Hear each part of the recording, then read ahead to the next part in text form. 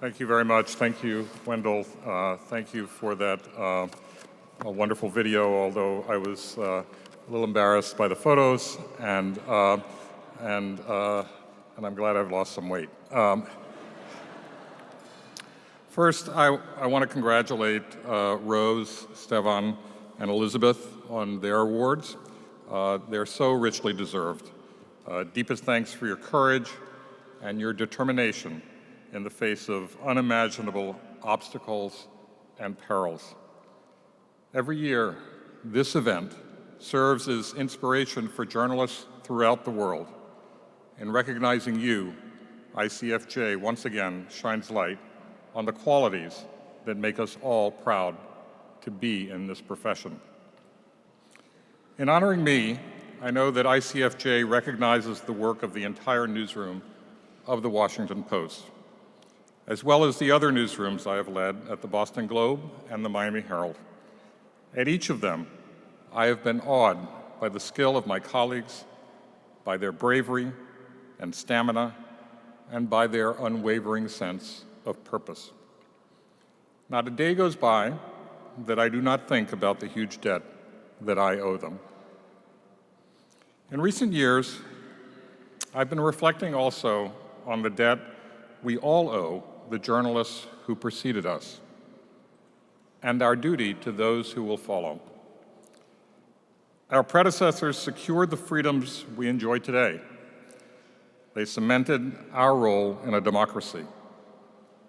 Their struggles were at least as great as ours, and almost certainly greater. That history can help us address a question we should ask ourselves. How can we serve future generations of journalists as well as our predecessors have served us? We can understand the battles they fought, and that will give us strength to fight our own. And we can take stock of their wisdom. Now is a good time to do that, when our profession is under unrelenting, malicious assault from the most powerful person on earth. It was exactly 100 years ago, in 1919, that Walter Lippmann, a renowned journalist, wrote Liberty and the News, published the following year. Lippmann was a leading thinker of his time, and most likely the father of the idea of objectivity in journalism, a subject I'm going to get to. What he had to say about his era should sound familiar. There is everywhere an increasingly angry disillusionment about the press, a growing sense of being baffled and misled. He saw an onslaught of news that comes helter-skelter in inconceivable confusion, and a public protected by no rules of evidence. He feared an environment where people, quote, cease to respond to truths and respond simply to opinions. What somebody asserts, not what actually is. The cardinal fact, he said, is the loss of contact with objective information. And the result, in his view, people believe whatever fits most comfortably with their prepossessions. He rightly diagnosed how all this threatened to push our democratic institutions off their foundations. Without protection against propaganda, he wrote, without standards of evidence, without criteria of emphasis, the living substance of all popular decision is exposed to every prejudice and to infinite exploitation. There can be no liberty for a community which lacks the information by which to detect lies. Now, Lippmann's advice for news coverage, at least in that slim volume, was good for his era and remains so for ours, especially when the President of the United States seeks to undermine the very idea of objective fact, when he aims to disqualify independent arbiters of fact, from courts to historians to scientists and, of course, the press. And when, in his assessment, the only fair press is one that is unfailingly servile and sycophantic. Lippmann argued for integrity in our purpose and in our methods. He urged us to toss aside preconceptions and set our sights on conducting as impartial investigation of the facts as is humanly possible. And importantly, he warned against falling prey to propaganda from government and others. The manufacture of consent, he called it. I am convinced, he wrote, that we shall accomplish more by fighting for truth than by fighting for our theories. He argued for an objectivity, and it's hugely important to understand what he actually had in mind. It was not, on the one hand, on the other hand, journalism, as it is often wrongly defined. Meticulous, thorough research was not undertaken only to dissolve in timidity about what we discovered. The goal was not to avoid criticism and seek affection.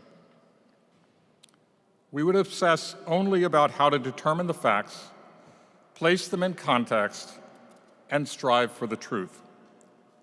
Our pursuit would be as scientific as possible. We would be generous listeners and eager learners, conscious of our own very real flaws and failings. Fairness meant being open-minded, but with a duty to be fair and honest with the public. That meant telling people what we found to be true, doing it straightforwardly, not muddying it with assertions untethered from reality, not bending to political pressures from the most powerful. The principles of the Washington Post, crafted in 1935, embrace that journalistic framework. The first mission of a newspaper, they begin, is to tell the truth as nearly as the truth may be ascertained. There is a recognition there that truth can be elusive. Getting at the truth is hard. But the principle also recognizes that there is such a thing as truth. It is not a matter of who has the loudest megaphone, or who wields the most power, or who benefits. It has nothing to do with who or what is most popular. And it takes no account of your opinion, or mine, or anyone else's. To determine what is factual, what is true, we have always relied on certain building blocks. One is expertise. Another is experience. A third is education. And above all, we rely on evidence, not infrequently what we witness with our own eyes and ears.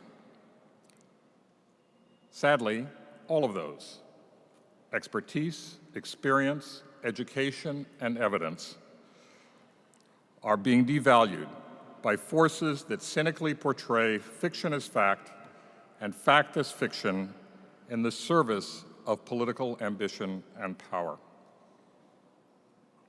The president excels at such deceptions and revels in them, and the objective is clear: ensure that the public ignores anyone who might contradict him, extinguish independent voices, get voters to believe no one but himself 100% of the time.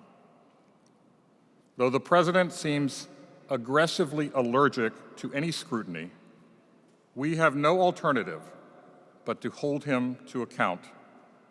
All public officials, in fact. The First Amendment was written, as James Madison declared, to give us the right of freely examining public characters and measures. Anyone who swears to preserve, protect, and defend the Constitution should know that, should honor that essential pillar of liberty, and should honor as well this country's noble tradition, sadly forsaken in recent years, of supporting free expression and a free press around the world, supporting the brand of journalism as practiced by the exemplary journalists we honor this evening from Serbia and Kenya. What does the First Amendment demand of us, of today's journalists, we who inherited remarkable freedoms as well as heroic rulings by the Supreme Court that guaranteed them? We must stay faithful to the mission that is the requisite companion to our rights. Rights mean nothing if we lack the courage to exercise them. The president can call us scum or garbage or fake news or enemies of the people or traitors to the country. He can call us any name he'd like. He apparently will continue to use incendiary language that recklessly encourages vile threats and grave harm to journalists. He can make his war against us. We must do our work. He can be into name-calling. We must be into fact-finding. We owe that to the next generation of journalists and those that follow. What we see today from the president is not without precedent. Efforts to silence the press date to the earliest days of American journalism. The inaugural edition of the first American newspaper was published in Boston on September 25th, 1690. The next day, it was shut down by the Governor and Council of Massachusetts. Printing presses, as Virginia's governor put it in 1671, were the source of quote, disobedience and heresy and libels against the best government, language depressingly akin to what we hear today. In 1798, President John Adams signed the Sedition Act, what University of Chicago professor Jeffrey Stone describes as perhaps the most grievous assault on free speech in the history of the United States. And Stone's book, Perilous Times, portrays a long history of free speech and free press under threat. Federalist newspapers called for the Sedition Act's strict enforcement. So even then, there was media that conspired against their journalistic colleagues to sabotage the very freedoms that gave them all the right to exist. The Secretary of State at that time closely scrutinized the press so as to exterminate what he called the pests of society. Prosecutions ensued, newspapers were shuttered, and the publication of others were suspended while their editors were jailed. Thankfully, the American people themselves rose up against the Sedition Act. While the law's expiration at the end of John Adams' term, journalists were freed and government-imposed fines repaid.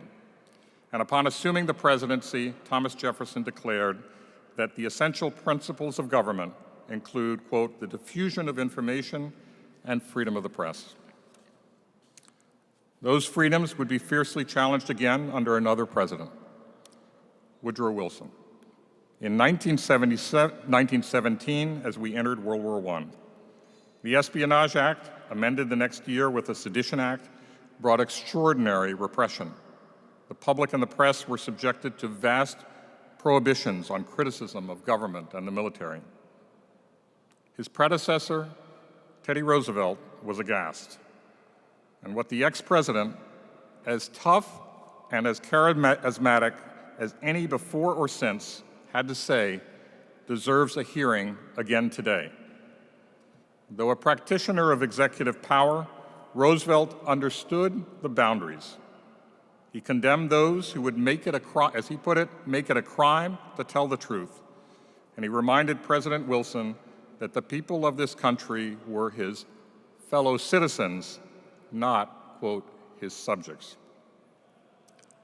The Sedition Act was repealed within a couple of years. The Espionage Act, imprudently expansive and loosely written, remains to haunt us. Not until the presidency of Franklin Delano Roosevelt on the first days of war with Imperial Japan and Nazi Germany did this country even begin to fully embrace and truly secure the rights of free expression and a free and independent press. The horror of the Third Reich drove home what the alternative might look like. FDR declared that representative democracy will never tolerate suppression of true news at the behest of government. Supreme Court Justice Robert H. Jackson wrote in 1945 on behalf of the First Amendment, Every person must be his own watchman for truth, because the forefathers did not trust any government to separate the true from the false for us. That admonition has been repeatedly tested during the McCarthy era, during the Nixon administration, and again, most assuredly, today. At the time of Watergate, President Nixon's critics were portrayed as, quote, enemies by the president's allies and aides. His sympathizers in certain sectors of the media excoriated their fellow journalists, like those at the Washington Post, for the venomous machinations of a hostile and unreliable press. As familiar as such hostile rhetoric may be, the words of the Senate Select Committee that investigated Nixon should echo today as well.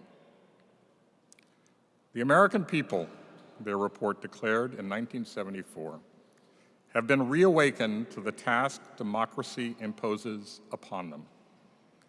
Steadfast vigilance of the conduct of the public officials they choose to lead them. Vigilance of public officials is, above all, the task democracy imposes on journalism, on all of us. Over the course of centuries, journalists fought for that right. Our predecessors thought not only of their own freedoms, but of ours, knowing full well that they would not leave us a democracy if they did not also leave us a free press.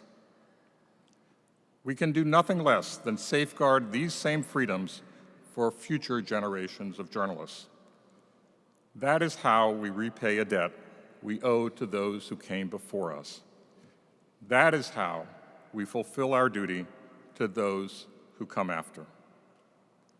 There can be no better way to meet that obligation than to practice every day rigorous, vigorous, independent journalism that holds power to account, faithful to facts, dedicated to truth, fearless in spirit, and unshakably committed to our mission in a democracy.